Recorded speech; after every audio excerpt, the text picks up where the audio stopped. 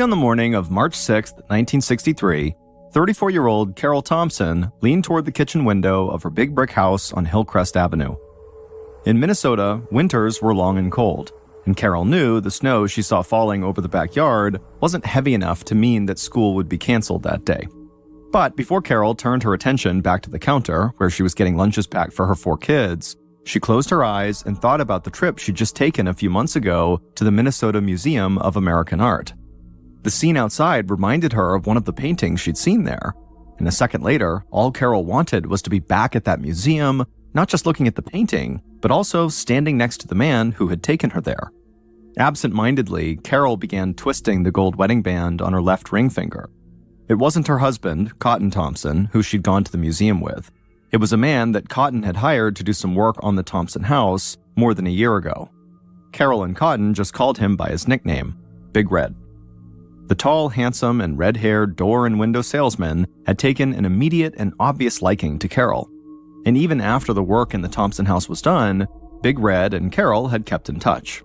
Carol's husband, Cotton, who was a criminal defense attorney in downtown St. Paul, was so busy with his law practice that sometimes Carol felt forgotten, and so she had enjoyed Big Red's attention and harmless flirting.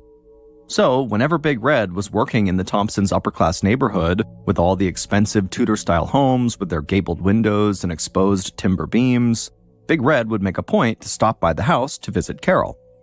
Big Red would go on strolls in the park with her, and even drove her and the 4 Thompson kids out to the family's summer home on Forest Lake, north of St. Paul. But those visits had stopped a few months ago after Cotton had become furious to find them talking and laughing together in the backyard one afternoon when he came home unexpectedly from work. Now, as Carol stood at the window, she looked down at her hands and saw what she was doing with her wedding band, and she gave herself a mental shake. It was true that Carol had been disappointed when Cotton had told Big Red to stay away from her, but as she reminded herself, Big Red had never posed any real threat to her marriage. In fact, Carol had actually been a bit thrilled to see Cotton's show of jealousy, and she had definitely enjoyed the extra attention Cotton had been paying to her ever since that backyard face-off. Besides, everything that Carol had ever really wanted in life was right here, under the roof of the 2.5-story home that Cotton had redecorated just for her, right down to the custom rugs and the color of the brand new appliances. And best of all, Carol finally had the chance to finish her college degree after 13 years at home raising their 4 kids. Turning to the kitchen counter, Carol took a deep breath, then focused her attention on the familiar tasks that made up her morning routine. With military precision, she laid out the peanut butter and jelly sandwiches and fruit for the 3 Thompson girls to take to the local elementary school, and the apple that her 13-year-old son always brought to middle school. Carol had just finished packing the kids' brown bag lunches when she heard the familiar sound of Cotton's footsteps as he came down the stairs. And by the time the farm boy and Navy veteran strolled into the kitchen, Carol was already smiling. And that smile got even wider when her 36-year-old husband didn't stop until he was close enough that Carol could smell his aftershave. As she turned to face Cotton, he gave her a warm kiss on the lips. When Cotton finally stepped away, the connection between husband and wife felt like it was as strong as it had been 14 years ago when Carol had first met Cotton at Macalester College. Carol had been studying Russian literature at the small prestigious college. Cotton was 2 years ahead of her, and he was finishing his degree in economics. Cotton had an easy charm and could make people laugh, but he also had serious ambition. He wanted to be a respected and financially successful lawyer, and he had the drive to achieve those goals. They married within a year of meeting each other, and by then, Cotton had already decided that this smart, passionate woman who adored books and art was a partner he would love and cherish for the rest of his days. The two wasted no time starting a family. Carol was pregnant just a few months after the wedding. And now, looking at Cotton, Carol thought about how little he had changed. Even though Cotton's hair was still wet from a morning bath, the water hardly even darkened the color. A blonde so white that her husband had been called Cotton ever since he was a boy. Cotton knew that his wife had been annoyed when he had told Big Red that he was no longer welcome at their home. But Cotton was smart enough to know that Carol was an extremely attractive woman with her dark curly hair and easy smile, and all Big Red's interest in Carol had really done was to remind Cotton not to fall into the trap of taking his wife for granted. Cotton wanted to get home from work in time to watch the kids, so Carol could make it to school that evening. Cotton had a late meeting that day that could delay him, but he promised Carol he'd move it if he had to. He hated when she had to miss a class because of him. And also, there was another reason Cotton didn't want to stay late at work tonight. He was nervous to leave Carol home alone. Just a week earlier, everyone in St. Paul had been totally shocked by the murder of a 15-year-old high school student who had been stabbed and beaten to death. Her schoolmate had confessed to the killing just 3 days later, but the sheer brutality of the crime had put everyone in the Thompsons' neighborhood on edge. As Cotton stepped out the door with their son, he told Carol he'd give her a call sometime this morning to check in and let her know when he'd be able to get home that night. They gave each other a final kiss, and then Carol watched Cotton and Jeff disappear into the falling snow. About an hour later, as Carol was vacuuming the upstairs bedrooms, she heard the telephone ring. As she turned off the vacuum and headed downstairs to answer it, she wished that they had a second phone up in their master bedroom. Picking up the receiver in the kitchen, Carol heard Cotton's upbeat voice at the other end of the line. His secretary had apparently changed his schedule, so he would be home in time for Carol to go to her evening class. By the time Carol was off the phone and heading back upstairs to put the vacuum cleaner away, she decided that with a late night ahead of her, maybe she'd just take a break from cleaning and go back to bed. But once Carol was inside the master bedroom, she heard a sound that she didn't recognize coming from somewhere in the house. She held her breath for a second and just listened intently. Carol suddenly missed their little dog, Shotzi, who was a terribly behaved dachshund, whose bad habits included barking at everything that moved. They had just recently gotten rid of him because he chewed up all their carefully redecorated furniture. As Carol strained her ears to hear the sound again, she couldn't hear anything. The house was totally quiet. But Carol was still very much on edge. So when she heard the sound again a minute later, she leapt out of her bed, walked up to the door, and opened it to see what was going on. And when she did, she saw there was someone standing right there. Carol had no time to think. Adrenaline flooding her body, she started to fight for her life.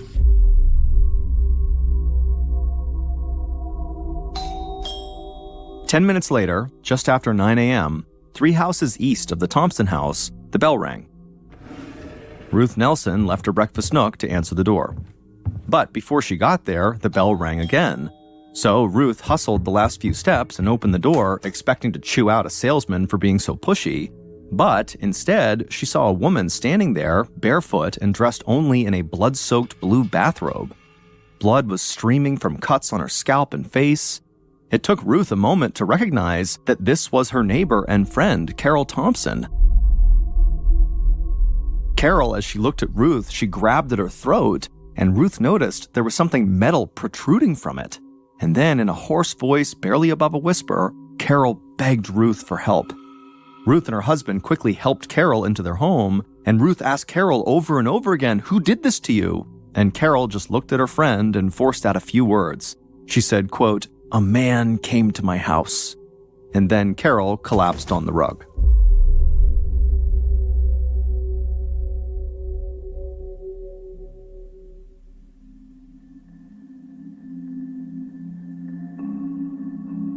A police officer and his sergeant were just a few blocks away, sitting in their squad car when they heard the dispatch call at 9:07 a.m. that morning.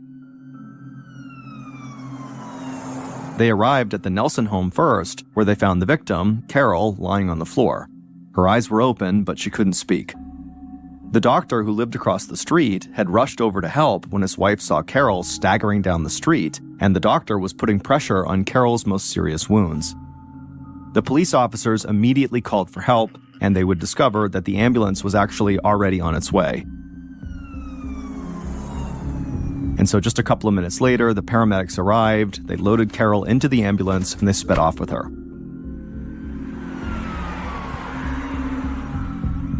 Meanwhile, Ruth's adult son, who was close to Cotton's age and had known him for years, volunteered to make the difficult call to Cotton's law office. He walked slowly to the phone, took a deep breath, and then dialed.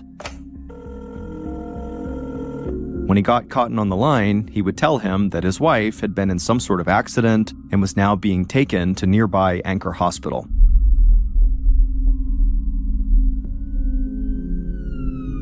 As the sirens of a half a dozen arriving police cars wailed, the 2 police officers who had responded first to the scene went 3 doors down to the Thompsons' house. The first thing they noticed were fresh footprints in the snow covering the brick walkway that ran from the front door to the sidewalk, prints that could have belonged to a family member or perhaps the assailant. The two policemen could also see that the front storm door was closed, but the inner door was open, indicating that the killer, or someone, had left in a hurry. They walked around the footprints, careful not to disturb them, as they peered inside the home. When they saw a puddle of blood on the entryway floor, they decided to wait for those squad cars to arrive before going any further. Within minutes, Detective George Barkley pulled up at the Thompson house, along with several officers of the St. Paul Police Department, where the 50-year-old detective had served for 25 years. Barkley adjusted his fedora hat as he stepped out of the car. The officers on scene told him they found that front door wide open and the side door to the house was unlocked. Detective Barkley knew that if either door had been left unlocked, then that really meant just about anyone could have entered the house and done this. Detective Barkley drew his gun and then led the officers inside the home, being very mindful that the killer could still be in the house. But after searching every room in the house, they discovered that the house was clear. There was no one else there. Barkley headed back upstairs. The kids' bedrooms were undisturbed, but the master bedroom was totally ransacked. Barkley wondered if this was maybe a robbery gone wrong. Maybe a burglar was surprised to find Carol home, and they attacked her. That would explain the chaos inside the house. But there were some things about the crime scene that didn't fit the robbery theory.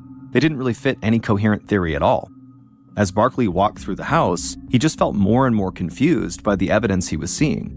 For some reason, the tub in the bathroom was filled with about 6 inches of lukewarm water. There was no indication that Carol had been bathing at the time of the attack. There were also smears of blood on the sink and floor, along with a 14-inch length of thick rubber hose. Clearly, the detective thought, the robber must have brought the hose, but for what reason, he didn't know. In a pool of blood near the bathroom, investigators also found pieces of black and white plastic, the broken handle to a gun. Detective Barkley tracked signs of a struggle which began upstairs and continued downstairs. Carol's fight for her life appeared to have climaxed somewhere between the front entrance to the house and the kitchen. The kitchen was totally smeared with blood, a drawer had been yanked open, and several knives had been pulled out of a tray. The drawer and the linoleum floor were also spotted red. Barkley's men eventually found a pool of blood in the front entrance, and they also found 3 live bullets on the floor. If the robber had a gun, Barkley thought, why had they stabbed Carol so many times instead of just shooting her? And finally, there was the strange question of what, if anything, had actually been stolen.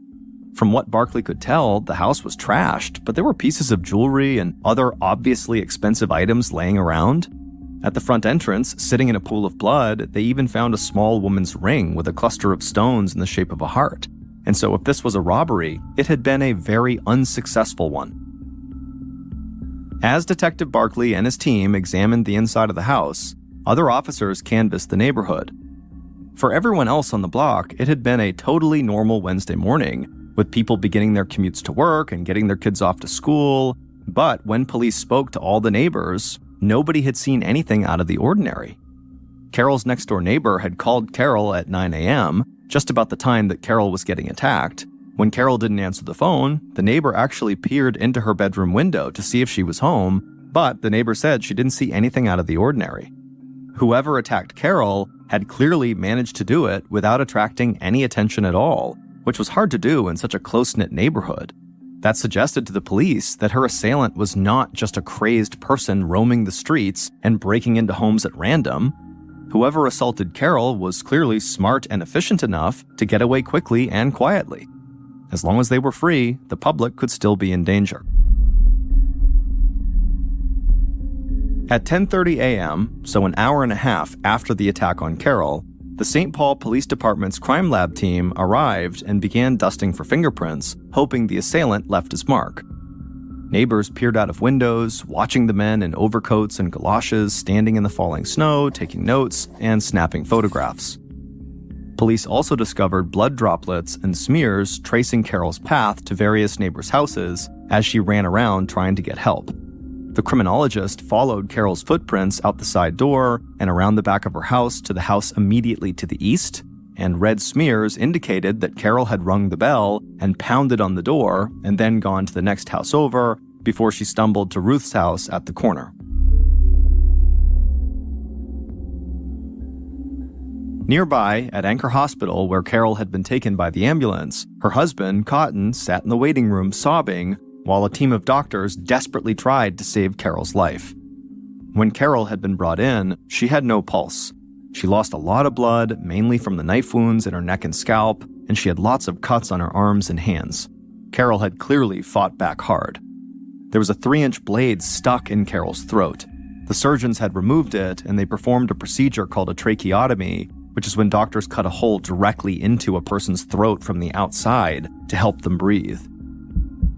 But Carol's heart was barely beating, so the doctors put manual pressure on her heart to try to jumpstart it.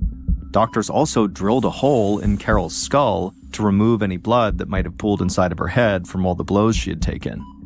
But ultimately, Carol's injuries proved to be too severe.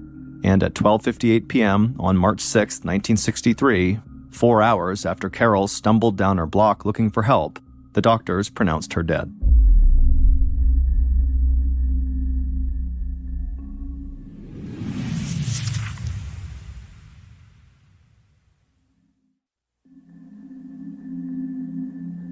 The violent assault had now become a murder investigation for the St. Paul police, and homicides in this Midwestern city were very rare. St. Paul saw an average of just 6 a year.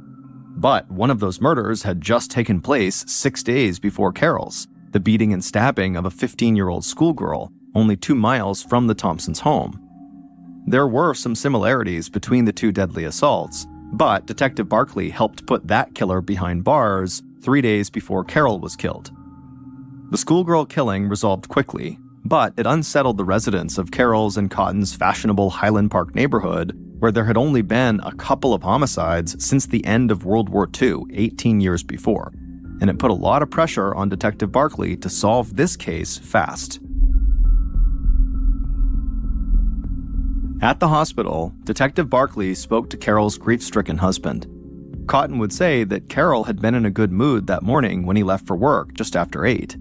He also mentioned calling Carol at 8:30 that morning to tell her he would be able to watch the kids that night so she'd be able to go to school. As a defense attorney, Cotton did understand that the husband would be the number one person of interest at the start of any murder investigation, and he was patient and polite with the barrage of questions from the police. He referred investigators to his secretary, who confirmed that Cotton was indeed at his office at the time of his wife's murder. Cotton would also suggest to Detective Barkley 2 possible theories for this crime. Cotton said that it was possible that one of his former clients might have come to rob him or hurt Carol, but he couldn't think of any actual ex-associates who were disgruntled with him.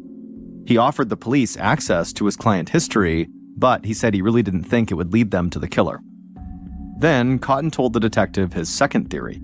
This one, he said, made much more sense than an angry client. It involved a red-haired window and door salesman that he'd done business with a year earlier.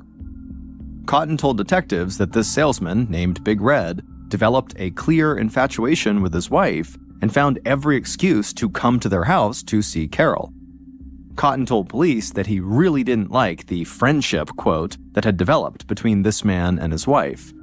Barkley asked Cotton if Carol could have been having an affair with Big Red. Cotton shook his head and said absolutely not. He had seen what was developing between Big Red and his wife, and he had stepped in to put a stop to it before it went any further. Cotton explained that a few months earlier, he had come home unexpectedly in the middle of the afternoon, and he had found Big Red in the backyard talking to his wife, and Cotton had watched them from inside the house, and Big Red had said something that made Carol laugh. Her eyes were sparkling, and then Big Red put a hand on Carol's waist, and at that point, Cotton said he burst out the side door and told Big Red to stay away from his wife and his kids, and they proceeded to get into this big shouting match. Cotton was ready to punch Big Red, but before any fists flew, Big Red ultimately stormed off, and as he left, Big Red vowed that this would not be the last time they saw him. The police would also speak to Carol and Cotton's neighbors on either side of their house to see if they knew anything about this relationship Carol had with Big Red. and the neighbors would say they saw Big Red around, spending time with Carol and the kids, and it just seemed like he was a friend of the family. The neighbors did say, though, that it seemed like Big Red was flirting with Carol, and none could blame him for liking their attractive neighbor. Beneath her horn-rimmed glasses, Carol had this winning smile and quick wit. I mean, she was amazing. And Carol had admitted to her neighbors that she found Big Red very attractive. They both liked art and literature, neither of which held any appeal for Cotton. But Carol swore to whoever she talked to that she and Big Red were just friends. However, whatever the real status of that relationship was, Detective Barkley knew he now had his first good lead. Barkley tracked down Big Red at work that afternoon and drove him to the station. Big Red sat with his head in his hands, sobbing as he answered the detective's questions about his relationship to the Thompson family. He confirmed that he had developed a friendship with Carol after he sold Cotton some windows for their house, and he admitted that after that job was finished, he would swing by to see Carol when he was in the neighborhood. Big Red told police that he had taken Carol to an art museum a couple of times, and once he drove Carol and the kids to their summer home, but he was adamant that he had had nothing to do with Carol's death.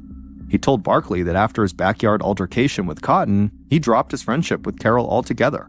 Big Red figured that it would be best for him to stay away. He said he hadn't seen Carol since the dust-up with Cotton, and at 9 a.m. on March 6th, when Carol was attacked, Big Red said he was at a sales conference, which his boss would back up. And so, this case was clearly not going to wrap up as fast as Detective Barkley hoped, and the police department was really starting to feel the heat.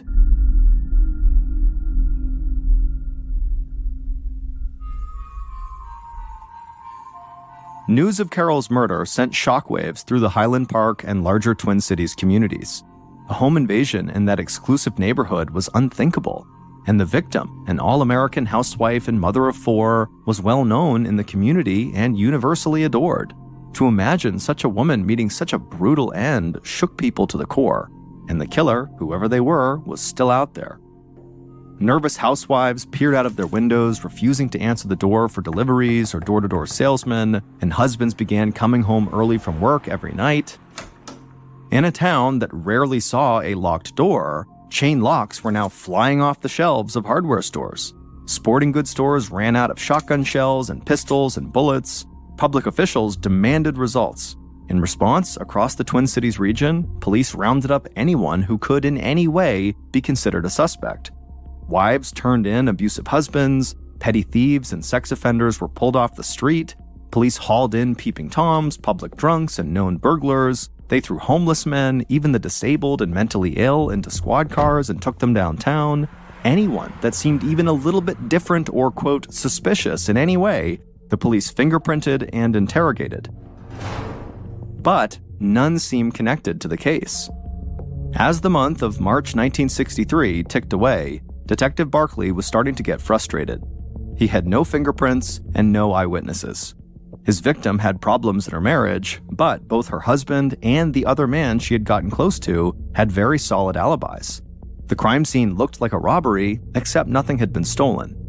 The only good evidence he really had was the black and white pieces of plastic laminate that police had found in the entryway of the home and in the upstairs hallway.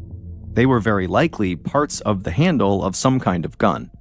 Detective Barkley figured if he could just identify the weapon, maybe it could lead him to his killer. So he sent the pieces of plastic off to the FBI for analysis, and then he waited very impatiently for a few weeks, and then finally he got his answer. The plastic pieces were indeed from the grip of a gun.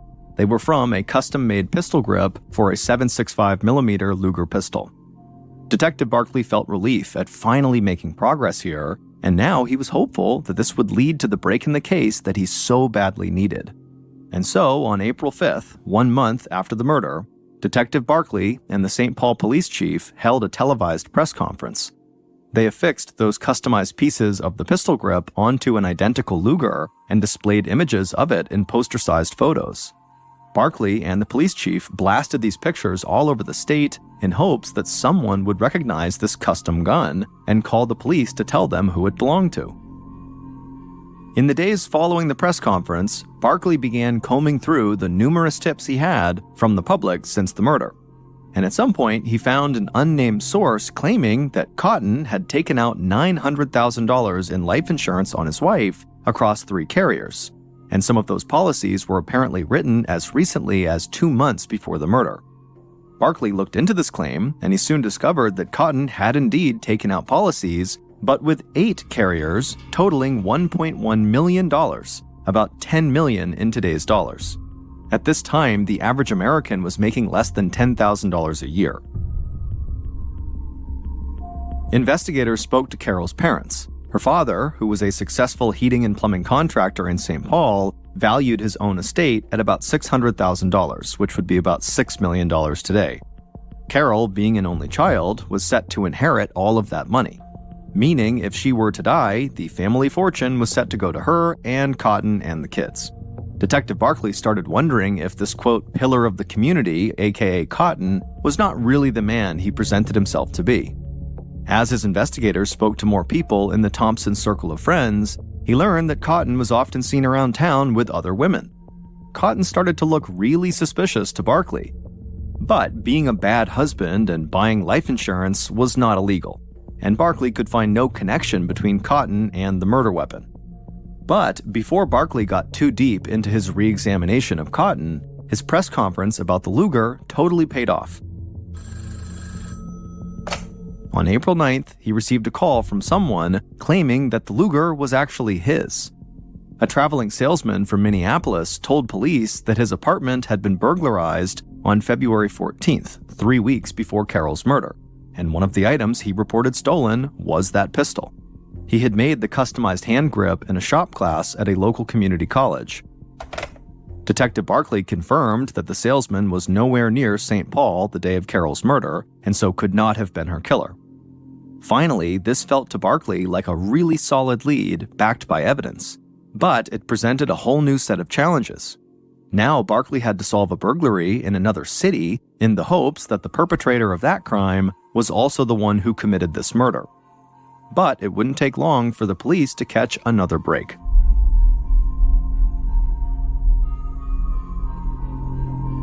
On April 17th, so 8 days after that salesman called to say that Luger was his, 2 masked men burst into a bar in St. Paul, they drew their guns, and demanded the bartender hand over the cash in his till.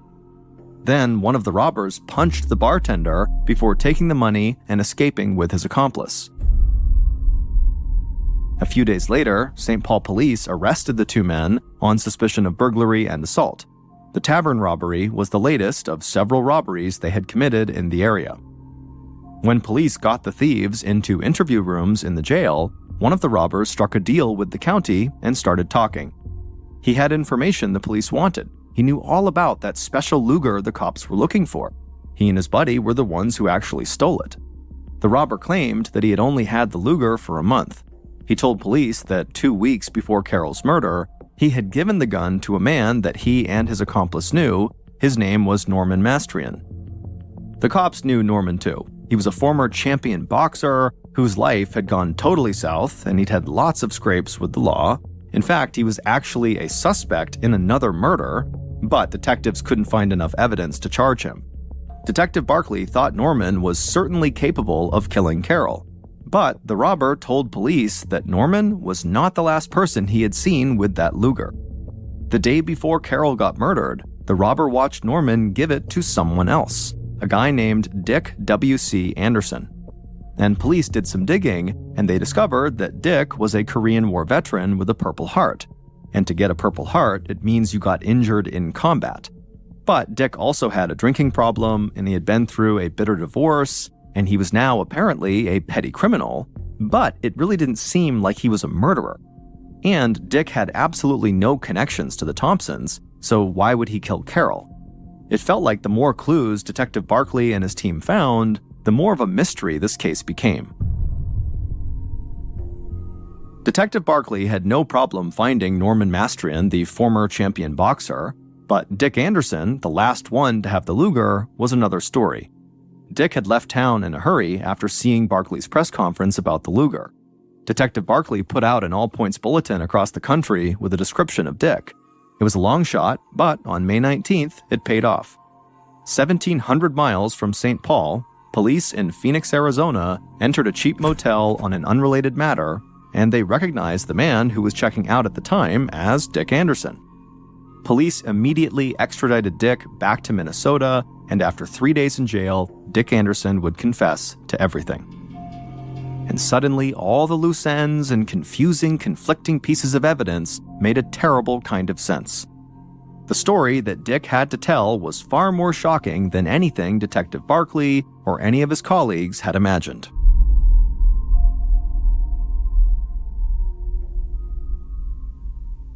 Here's what really happened on March 6, 1963, the day Carol Thompson was murdered.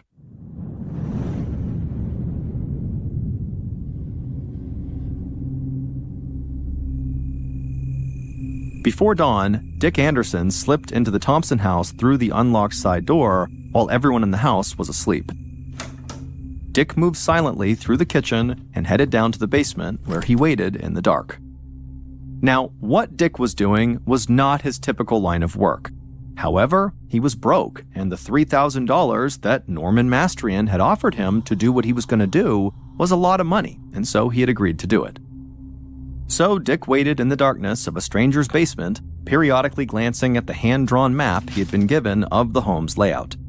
Dick had also fortified his courage with vodka and amphetamines, and so his heart was racing. The sun rose and Dick listened as just a few feet above his head in the kitchen, Carol got her family fed and out the door. About 20 minutes later, Carol answered the telephone. It was Cotton calling from the office, telling her he'd be home in time for Carol to go to class that evening. Meanwhile, in the basement, Dick grasped the 14-inch length of thick rubber tubing Norman had given him. Dick's plan was to slip into the kitchen and strike Carol on the back of the head with this rubber. He thought a clean blow would totally knock her out. Dick could hear Carol's voice, muffled through the floorboards, as she spoke to her husband. Dick carefully headed up the stairs until one of the wooden steps let out a loud squeak. He heard Carol's voice stop cold. Dick froze and waited to hear Carol resume her phone call. He realized that Carol would hear him coming if he continued up the stairs, so he revised his plan. He would wait in the basement until he was sure Carol had left the kitchen.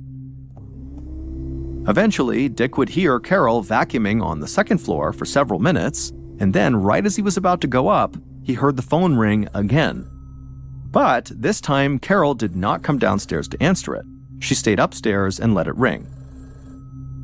And so at this point, Dick made his move.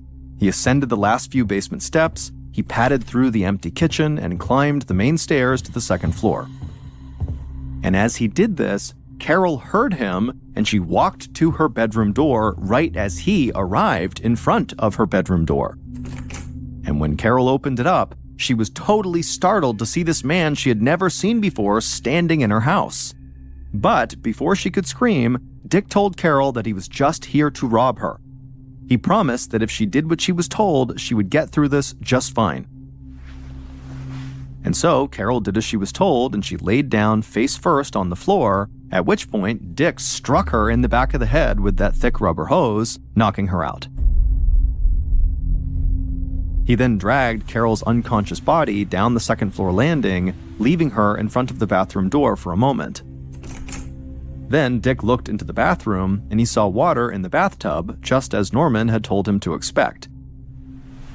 But as Dick began dragging Carol into the bathroom, Carol woke up, and immediately she began fighting back.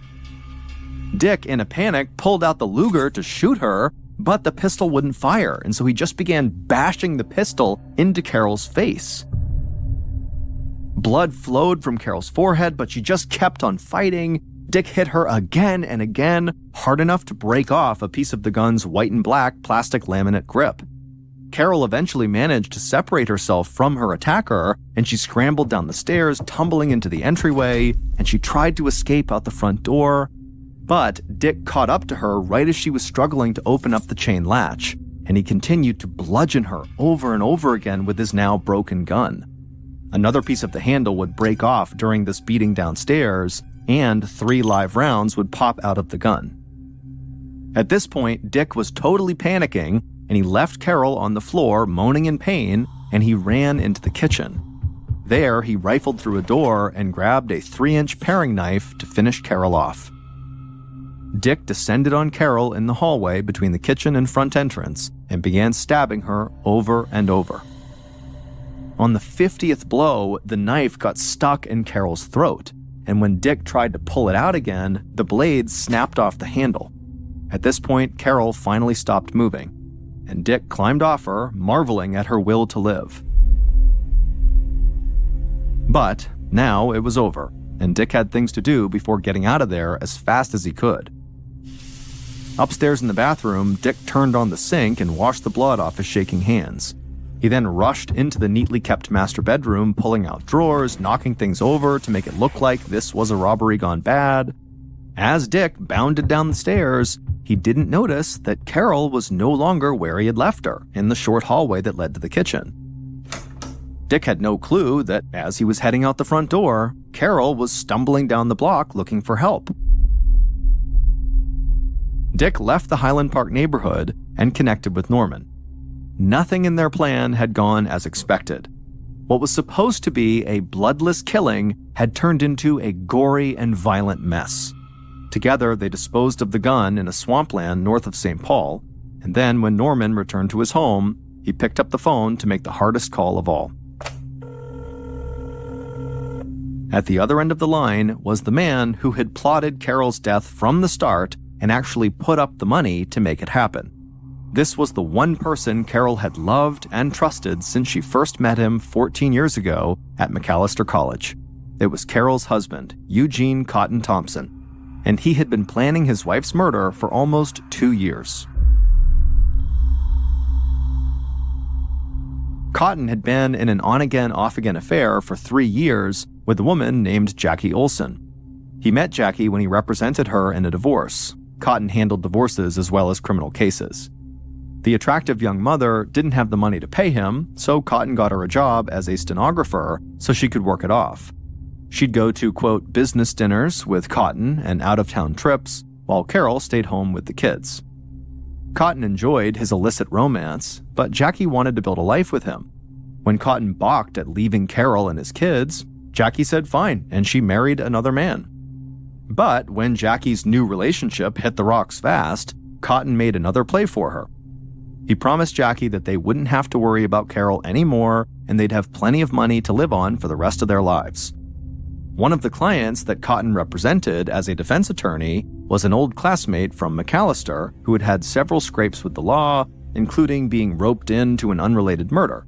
This person was Norman Mastrian, and Norman didn't have to plan anything. Cotton had that all figured out. A month before the murder, Cotton got rid of the family dog who barked whenever anything came into the house. Cotton had removed the upstairs phone 2 days before the murder, telling Carol he would swap it out for a phone that fit the house's new color scheme. He planned to call Carol on the morning of the murder, which would ensure that she would go into the kitchen, where the only phone left in the house was located. It was here that Cotton planned for Norman to strike her with the rubber hose and knock her out, and then Norman was supposed to carry an unconscious Carol up the stairs to the bathroom where there would be water left in the tub. Cotton did not typically bathe before work, but on the day of the murder, he would. And he'd leave the stopper in the drain so Norman could fill Carol's lungs with the water. Cotton figured they could make it look like Carol slipped in the tub, hit her head, and then drowned in the bathwater. Knowing that the police would be looking at Cotton as their first suspect, he had had an airtight alibi. He'd be at work making phone calls with his secretary. Cotton planned to finger Big Red for the murder. But Cotton's plan unraveled in a few key places. First, Norman Mastrian, despite whatever crimes he had committed up to that point, he couldn't bring himself to actually kill a church-going mother of 4. So he had subcontracted out the actual killing and did not tell Cotton. Norman gave Dick Anderson the same marching orders Cotton had given him. But Dick wanted more than just a piece of rubber tubing with him when he entered the Thompson house, and so he asked Norman for a backup weapon in the form of a gun. Norman then turned to his 2 robber friends who gave him the customized Luger pistol they'd recently stolen when they burglarized an apartment, and Norman gave it to Dick. Cotton could never have anticipated that pieces of a gun he never planned on using during this attack would then lead police to the hitman, who would then confess everything he knew. Police arrested Cotton on June 20th, 1963, 2 months after Carol's murder. In November of 1963, just 8 months after the murder, a jury found Cotton Thompson guilty, and the judge sentenced him to life in prison. As for Norman Mastrian, the middleman for the hit, he was sentenced to 20 years in prison, all of which he served, and as for Dick Anderson, the man who actually killed Carol, he would spend almost 2 decades behind bars.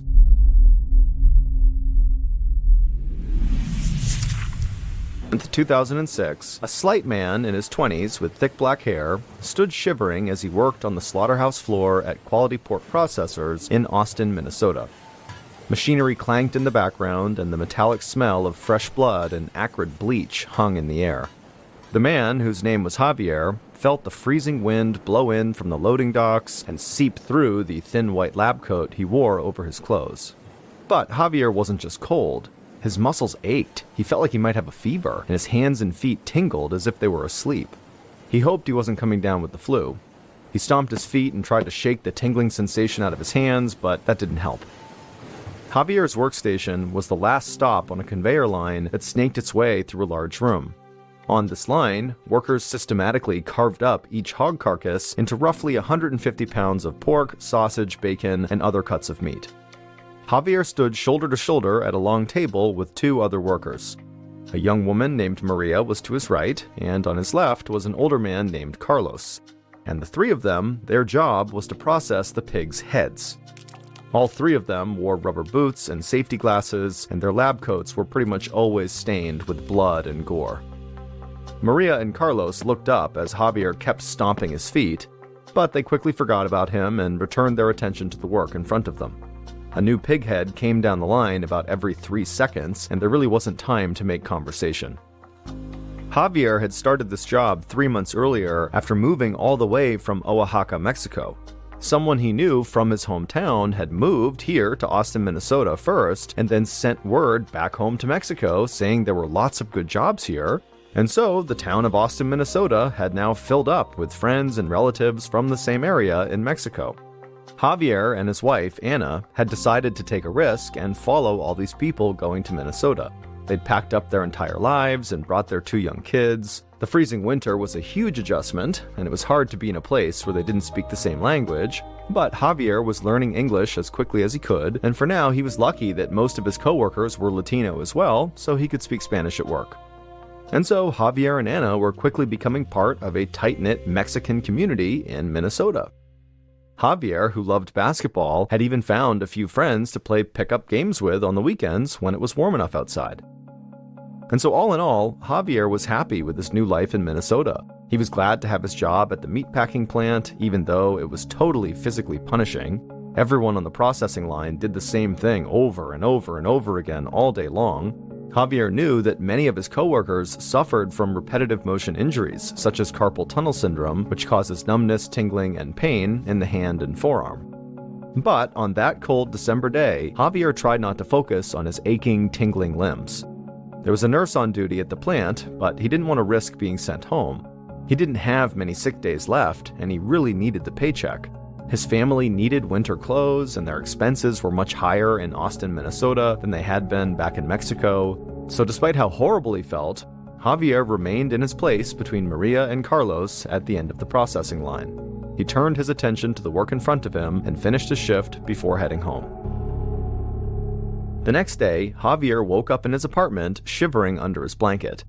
Before he even opened his eyes, he realized that he still felt achy and his hands were still very tingly.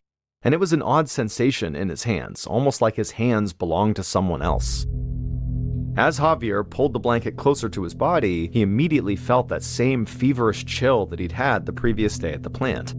Javier desperately just wanted to go back to sleep, but he knew he couldn't. He had to go to work. Javier finally opened his eyes and tried to swing his legs towards the edge of the bed, but nothing happened. His legs remained still. He tried to tense the muscles, but felt no response. With his heart racing, he sat up and grabbed at his thighs with his hands, and to Javier's horror, they just felt like dead weight. No matter what he did, he couldn't get his legs to move. Javier frantically yelled out that he couldn't feel his legs. His wife, Anna, rushed inside with a look of deep concern on her face. Cold sweat started dripping from Javier's brow as the realization of his situation sunk in. He told Anna that he needed to go to the hospital right now. The couple didn't have a car, so Anna called a taxi, and then she and their kids literally carried Javier from his bed to the cab. Javier did his best to keep a brave face on for his family, but when he looked over at his wife, he could tell how scared she was.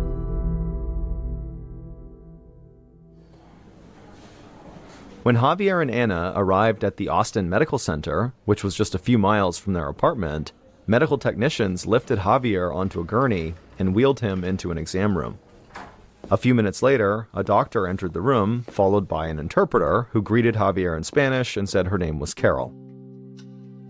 For the next few minutes, the doctor and Javier discussed his symptoms as Carol translated their statements. Finally, the doctor said something to Carol, and then the doctor left the room. Javier could hear him making a phone call from his office across the hallway. Carol leaned into Javier and explained that the doctor suspected that Javier had nerve damage, but he didn't know what had caused it, and the Austin Medical Center was not really equipped to treat it. The doctor had recommended that Javier be transferred to the Mayo Clinic, a larger medical center about 50 miles away in Rochester, Minnesota. He was making those arrangements now. Javier looked over at Anna as she squeezed his hand. He didn't want to go so far away from her and the kids, but he needed to get better so he could go back to work. Javier looked back at Carol and nodded. He would go to the Mayo Clinic.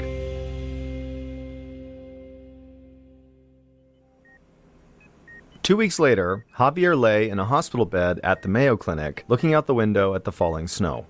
It was Christmas Day, and Javier wished he could be home celebrating with his family.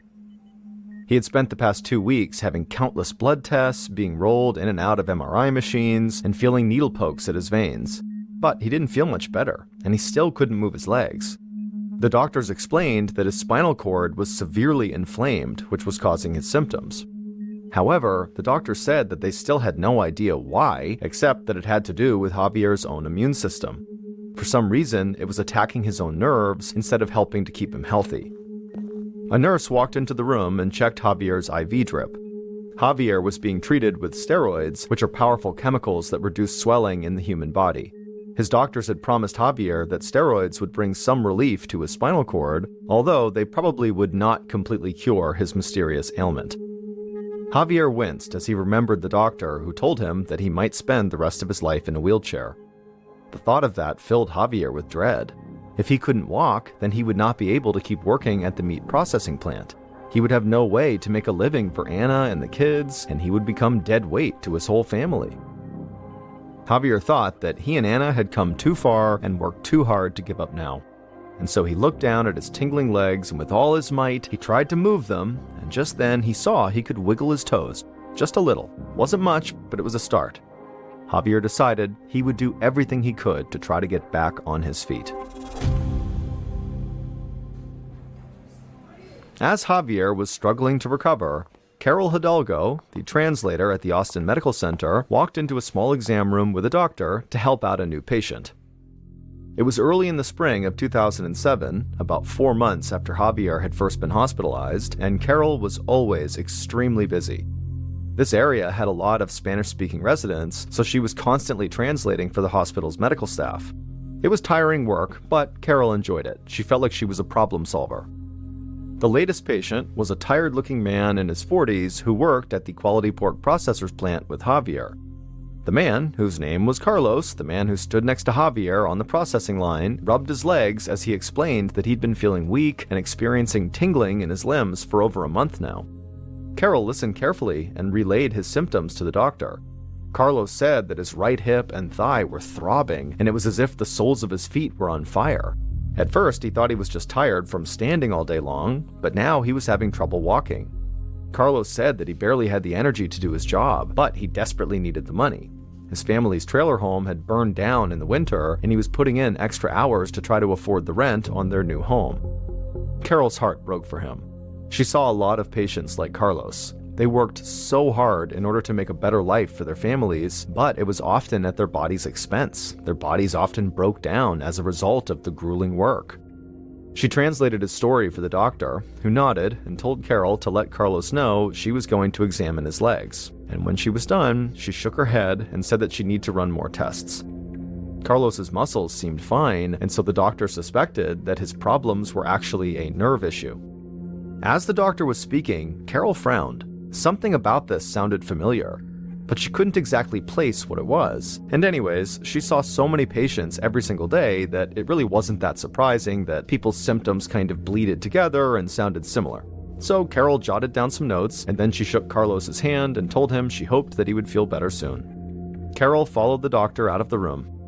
Austin Medical Center was very crowded that day, and Carol had another patient that she needed to help. In May of 2007, so about 5 months after Javier first got sick, Javier proudly walked back through the Quality Pork Processor's plant doors with a huge smile on his face.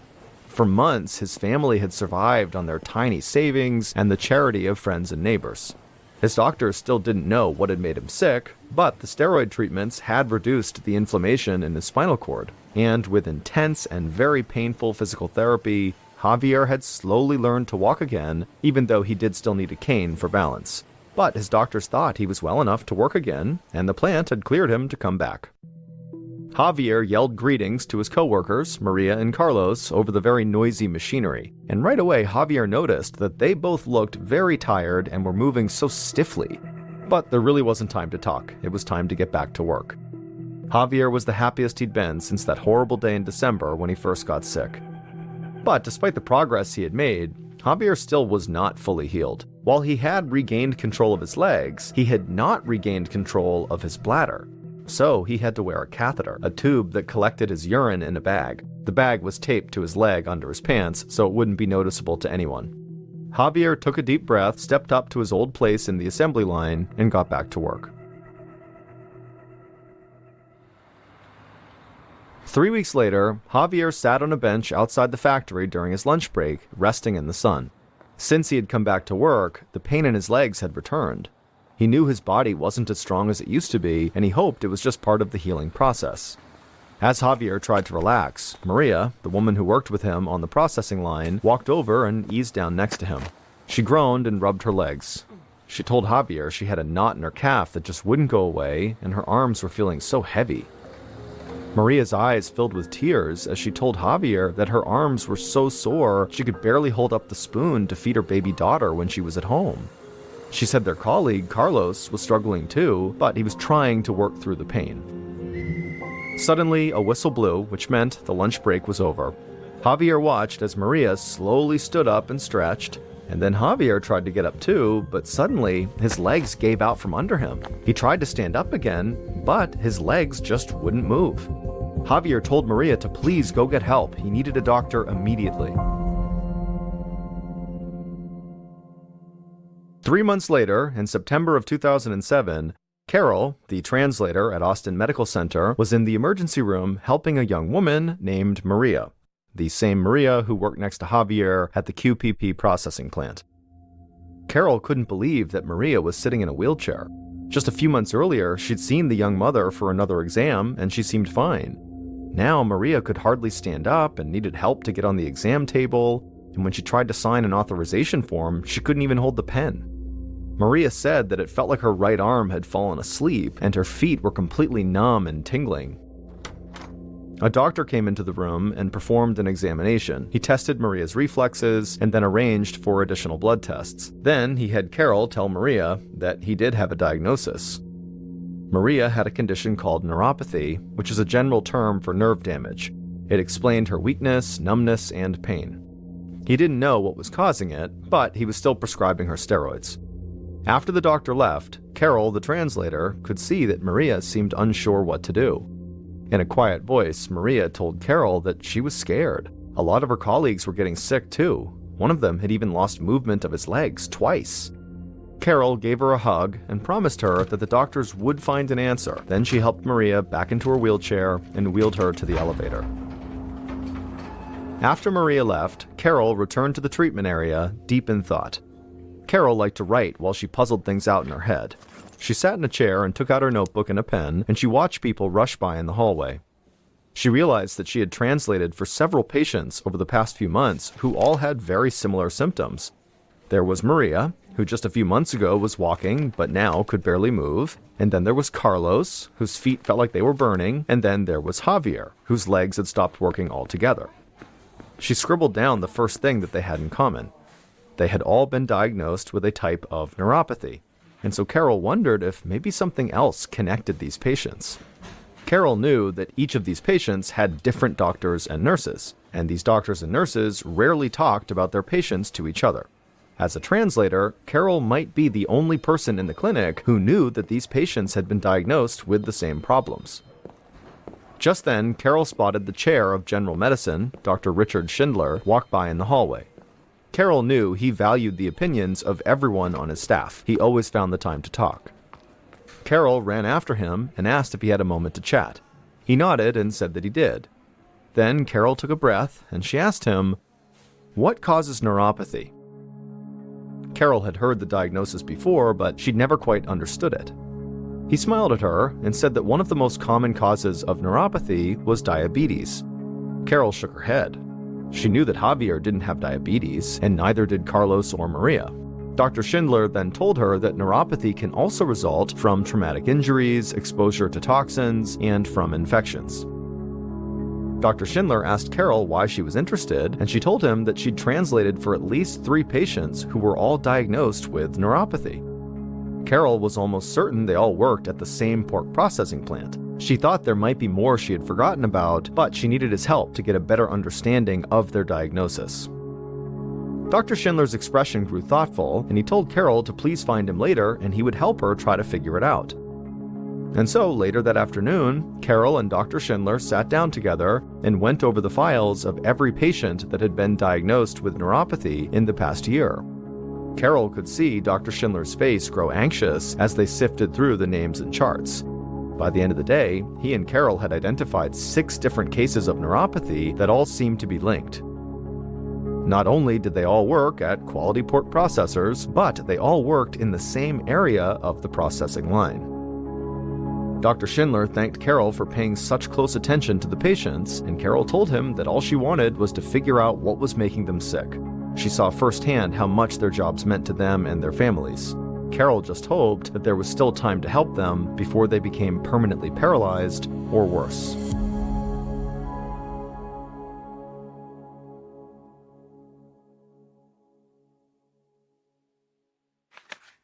The next morning, after going through the patient files, Dr. Schindler picked up the phone to call the pork processing plant. He reached the factory's nurse and introduced himself and then explained the situation. He said several workers from her plant who were suffering from neuropathy had come to his clinic to be treated, and so now he needed to know if maybe other people who worked at this plant had maybe come to her with the same symptoms.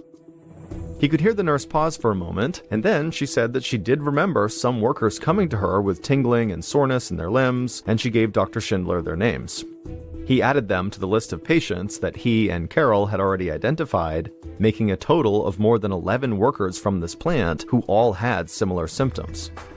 Dr. Schindler thanked the nurse for her help, and then they hung up. Clearly, there was something wrong at this pork processing plant, but the doctor didn't know what it was. He wondered if maybe workers were reacting to a vaccination, or maybe they had an infectious illness, or they'd been exposed to neurotoxic chemicals. He didn't know, but there was something there. Something was going on at this plant. Dr. Schindler realized that this could quickly turn into a huge medical investigation, one beyond the scope of just a small regional facility like the Austin, Minnesota Medical Center. And so the doctor sent out an email to Mayo Clinic, a much bigger clinic, which was where Javier had been treated.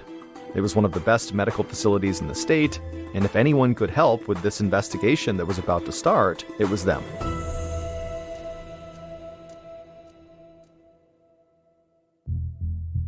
Doctors at the Mayo Clinic quickly brought all 11 affected workers into their clinic one by one to test them for a long list of diseases and disorders. But all of the tests proved to be negative. Dr. Schindler reviewed the results with a growing sense of frustration. Within just a few months, these once healthy workers now had to use wheelchairs or had lost sensation in their arms, legs, or hands. It couldn't be a simple muscular disorder like carpal tunnel syndrome or any other repetitive stress injury. It wasn't a reaction to a vaccination, cancer, or a virus. It also was not a bacteria or a parasite. There had to be something happening at the pork processing plant, but no one at the Austin, Minnesota Medical Center or the Mayo Clinic could figure it out. Dr. Schindler realized that if he was going to get to the bottom of why people who worked at this plant were getting so sick, he would need more help. It was time to call the Minnesota Department of Health.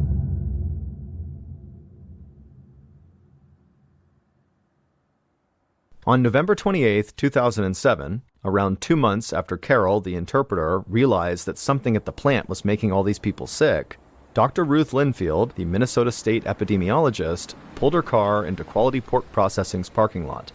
At the same time, several other cars drove into the lot and parked right next to her. Dr. Linfield was there to lead an inspection of the meat processing line. She'd brought with her a delegation of 3 animal health experts, a medical detective, an infection control specialist, and a toxicologist. Whatever was causing the workers at this plant to get sick, Dr. Linfield and her team were confident they would figure out what it was. The company's CEO, a man named Kelly Wadding, along with the head of HR and the company nurse, stepped forward to greet their visitors and lead them into the factory. Dr. Linfield stepped into the entry with the rest of the team, and she pulled protective gear over her dark gray business suit. Plastic gloves, booties, masks, and plastic gowns. Then she followed the CEO, Kelly Wadding, out onto the factory floor, and the inspection began.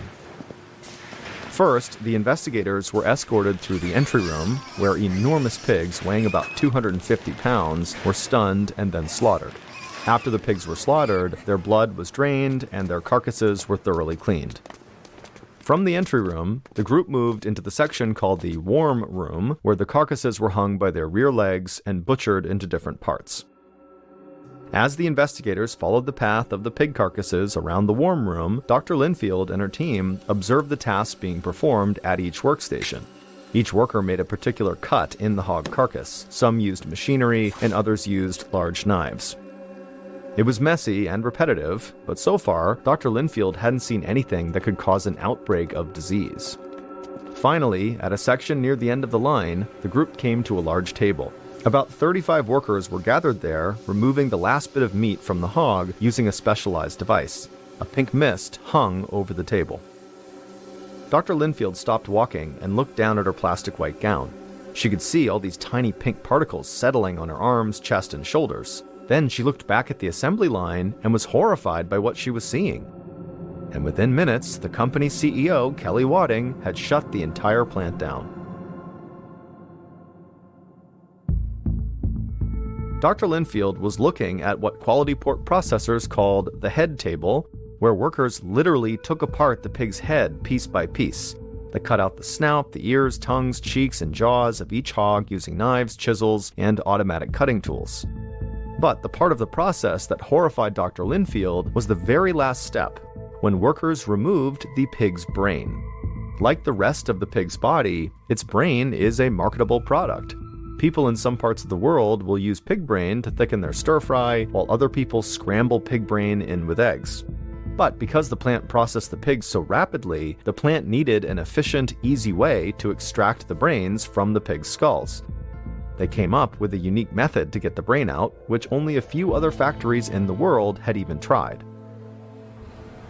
Under the company's unusual process, the brain removal workers were required to blast pressurized air into a hole in the pig's skull.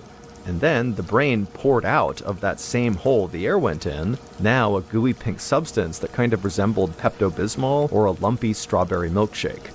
And workers were blasting pig brains at an incredible speed, liquefying about 22 brains every minute. It was a gruesome process, to be sure, but what caught Dr. Linfield's attention was something else. It was the pink mist that hovered around the whole head table and then lightly coated the rest of the room thanks to the air currents from the fan above them. That pink mist was created by tiny particles of pig brain. The air gun that workers used to liquefy the brain was so strong that some of the brain became vaporized and basically floated up into the air. None of the workers wore any kind of breathing protection, such as respirators or face masks, so everyone in the room, but especially those who worked at the head table, and even more so the actual brain removal workers, were inhaling particles from 1,350 aerosolized pig brains every hour. Javier was a brain removal worker, and Carlos and Maria worked very close to his station. In fact, almost all the workers who got sick were stationed right near the brain removal machine. Dr. Linfield's team discovered that all of these workers were suffering from a brand new disease, which was given the name progressive inflammatory neuropathy. As a result of their massive exposure to aerosolized pig brain matter, their immune systems were constantly creating antibodies to neutralize the foreign proteins. But because these animal cells were very similar to human cells, the antibodies ended up attacking their own nerve cells as well, and over time, the disease could do enough damage to leave victims confined to a wheelchair. Kelly Wadding, the pork processing CEO, shut off the airgun as soon as Dr. Linfield pointed out all the pig brain particles floating in the air all around his employees. And then the CEO had that airgun hauled out of the factory on a trolley, never to return. And once that airgun was gone and the factory resumed work, the workers at the head table stopped getting sick. Javier would return to work a second time, but his body was so damaged that he could not actually handle the physical demands of the job. Javier's current state of health, the condition of his family, and his location are unknown. The same can be said for his co-workers, Maria and Carlos. As for the plant, they continue to process pork, slaughtering about 19,000 hogs every day.